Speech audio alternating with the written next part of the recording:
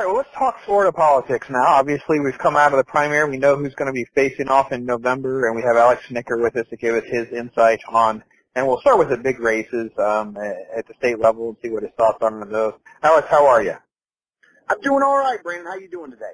Oh, I'm so blessed, and it's great to have you with us and talking about, give everybody some insight, because I guess the new poll just came out. It's got DeSantis, Ron DeSantis and Andrew Gillum pretty much tied at 47-47. However, I like to always point out that it doesn't do the media any good to show polls where people are way ahead of the other one. So do you think that's a pretty fair number or a pretty fair assessment that it is that even, or do you think that one candidate is kind of moving ahead on another? You know, I think it's pretty even right now. I think that the area in which I will disagree with the media was that everybody's already set in stone. I mean, I think all the Democrats are going to vote for, Gillum, and all the Republicans are going to vote for DeSantis. However, I think that there is a sway a lot more than what the media is reporting. The media is almost reporting it as it's all set. This is the way, this is all the people that are going to vote one way, and this is all the people that are going to vote another. But I do think that there's going to be a sway in there, and it's going to be on either one of them to either rise and fall based off of, their actions and what they do, and I think it could go either way. All right, I apologize if I repeat myself, because I always think a midterm is going to come down to only one thing. I don't necessarily disagree with you. I think that I will say I agree with the media in that most Democrats will vote this way, most Republicans will vote that way. Where I think it comes down to play is turnout. Who gets motivated to show up for a midterm? Obviously, people are busy, and we've kind of, because of early voting and all that, we've kind of taken away sort of like the incredible nature of the event of voting day, and we've kind of watered that down. And for a midterm, we have such low turnout numbers. Do you think the motivation on either side right now is kind of telling? I actually think that when it came to the Republicans, because, DeSantis won by like 20 points, so he won by a huge margin, that you're going to have some good motivation there. But I think that Gillum is a guy that riles the base on the Democrat side. So I think you're going to have a good get-out-the-vote effort there. Now, the Democrats are playing from a disadvantage here because typically Democrat voter turnout in the midterms is less than Republican turnout in the midterms, at least in Florida. So they are playing from behind a little bit.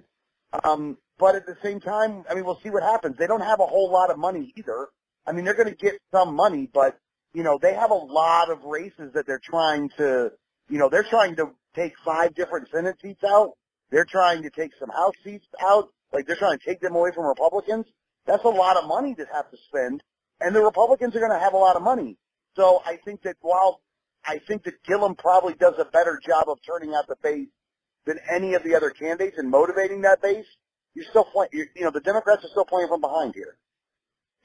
Let me throw out one last point on this, and I want to see if either of these things are really resonating or you've seen anything on that, and that is that they've got kind of a collusion Trumpian attack campaign against DeSantis, and we've already seen the first real hit on Gillum. It's more like some comments he made about Israel and Hamas and those kinds of things. Do you think either of those are going to have an effect this early in the race, or not? No, I don't think they're because I'll tell you why. Because the news cycle is like a day equals a year at this point.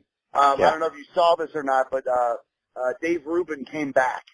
And and he had Ben Shapiro on, and basically Ben Shapiro in the show gave him a breakdown of what happened since he's been on the grid. It's only a month, but it was like a 2-hour show. Yeah, it was a 2-hour show for a month. Yeah. You know what? This stuff will blow over, and they'll have new attacks. These aren't even the good attacks yet. Like we haven't even. Yeah, this is pretty high level stuff. Yeah, well, and also I want to make sure I say this correctly. That Gillum has got some problems when it comes to his time in Tallahassee. Now, whether you want to go with the fact that it's got the most crime or crimes on the increase there, or if you want to go down the CRA and the corruption that's been going on in Tallahassee with an FBI probe that's currently active right now, that's things he's going to have to answer for. And in the initial things that he's tried to answer for, he's fumbled it several times where he's actually making more questions than answers. And, the whole thing with the monkey it up in DeSantis, that messed him up right from the get-go. But I think he's recovered from that now. And I think as long as he does what he's supposed to do, he won't run into problems. I really do think it's going to come down to who messes up. It's not even who even does better; it's who messes up. Yeah, let me add one more thing to that too. Is that I think you and I did a little talk on the governor's race. We didn't even mention Gillum. We didn't even really take him seriously. He never polled above 11 to 16%. So he really didn't get tried much at all during the primary, other than Florida politics. Peter Schwartz over there. He's really the only one I know of that really kind of called Gillum out by name and said, no, this guy is going to win. This guy's really going to come through. He's got the left really motivated.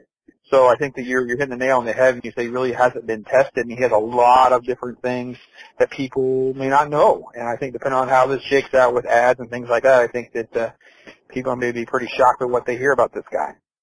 Yeah, it's one of the disadvantages that the party has when their candidate runs under the radar and then wins, ekes out a win that was unexpected, is that the other people that he was running against didn't vet him out the way that they would have, because they weren't attacking him, because in their minds he didn't matter.